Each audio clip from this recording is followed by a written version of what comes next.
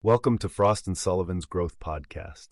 In each episode, we take a deeper look at transformative shifts shaping global ecosystems, from industry megatrends and technology innovation to evolving customer expectations. Today, we're exploring growth opportunities in hydrogen testing, strategies, challenges, and innovations shaping the industry, unpacking where the next wave of opportunity is unfolding and what it means for future-ready businesses.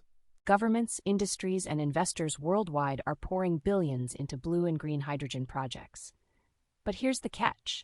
While production and deployment get most of the headlines, hydrogen testing will actually determine how fast and how safely hydrogen gets adopted at scale. Think of it this way. Without rigorous testing, there's no way to guarantee that hydrogen systems are reliable, leak-free, and ready for real-world conditions. It's not just a technical step. It's a strategic one. Exactly. Hydrogen testing sits at the intersection of innovation, safety, and trust. Hydrogen is an incredible fuel, but also tricky to handle. It's the smallest molecule on the periodic table, which means it can leak easily if not managed properly. Add to that the challenges of storage and transport, and you can see why testing is critical. That's where companies like SGS, Bureau Veritas, Intertek, 2V Sud, and DNV come in. They're setting the standards, literally, for how hydrogen systems are validated. From pressure vessels to pipelines and fuel cells, these testing providers are making sure hydrogen technologies are safe, efficient, and scalable. And the opportunity here is massive. Frost & Sullivan's latest research shows the hydrogen testing market could reach $6.5 billion by 2029, growing at a 20% CAGR. That's incredible growth, and it's being fueled by some big strategic shifts. First, transformative megatrends. Nations are committing to net zero, and hydrogen is becoming a vital piece of the decarbonization puzzle, whether it's powering industrial furnaces, heavy trucks, or grid-scale energy storage. Then there's geopolitics.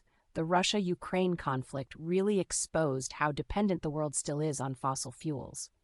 Now, countries like India and Japan are doubling down on hydrogen to boost energy independence. And finally, the internal challenges. The hydrogen ecosystem still faces collaboration gaps and lacks standardized testing frameworks. Pilot projects are thriving, but scaling up requires deep partnerships between governments, industry, and testing providers. Exactly. And that's where hydrogen hubs come in. These hubs are like specialized clusters where hydrogen production, storage, distribution, and testing all happen in one integrated space. They help build economies of scale, attract investment, and accelerate decarbonization, especially in heavy industries like steel, cement, and chemicals. For testing providers, these hubs represent a huge opportunity. Everything from validating electrolyzers to inspecting pipelines, sensors, and mobility applications. The key question is, are organizations ready to position themselves within these hubs? Because those that move early will shape the standards and partnerships that define the next decade of hydrogen growth. Well said. Here's the bottom line. Every link in the hydrogen value chain depends on testing. From electrolyzers to storage tanks to fuel cells, each step needs validation to ensure safety, efficiency, and trust. As the hydrogen economy scales up, testing is not optional. It's the foundation of reliability and growth. Thanks for joining us on Frost & Sullivan's Growth Podcast. For access to our research, competitive benchmarking, and best practice frameworks, head over to frost.com or email hello@frost.com.